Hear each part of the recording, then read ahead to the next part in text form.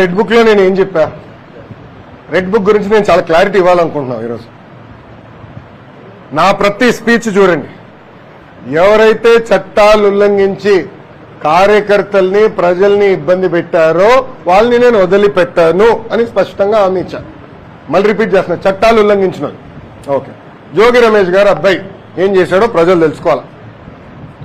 అగ్రిగోల్డ్ భూమి పత్రాలు తీసుకుని ఫేక్ పత్రాలు సృష్టించి అతని పేరుపై ట్రాన్స్ఫర్ చేసుకుని అమ్మేశాడు.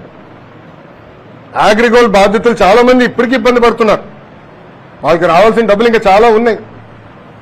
అగ్రిగోల్డ్ భూములపైన ఫేక్ పత్రాలు సృష్టించి అమ్మేశాడు, డబ్బులు సంపాదించాడు. అంటే యాక్షన్ తీసుకోకూడదా తెలుగుదేశం, జనసేన, భారతీయ జనతా పార్టీ ప్రభుత్వం? రేపు లిక్కర్లో కూడా యాక్షన్ తీసుకుంటాం, ఇసుక దండాల్లో కూడా యాక్షన్ తీసుకుంటాం. అంటే అడ్డగోలుగా ప్రజల భూమి దోచేసినా మేమేం పట్టించుకోకూడదా? మేము ఆనాడు హామీ ఇచ్చా, ఊరూరు మాట్లాడా ఎర్ర బుక్ గురించి.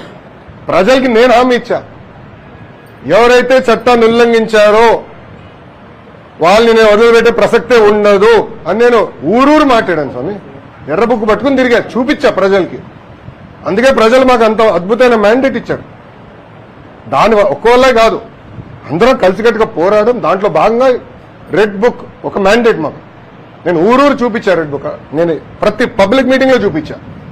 ప్రజల నిన్న ప్రతి నియోజకవర్గంలో మేము గెలిచాం. సో ప్రజలు మాకు అంత క్లియర్ మ్యాండేట్ ఇచ్చారు. సో ప్రజలు కూడా చాలా క్లియర్గా ఉన్నారు, ఎవరైతే తప్పు చేశారో వాళ్ళని వదిలిపెట్టొద్దని క్లియర్గా చెప్తున్నారు. అదే అమలు చేస్తాం.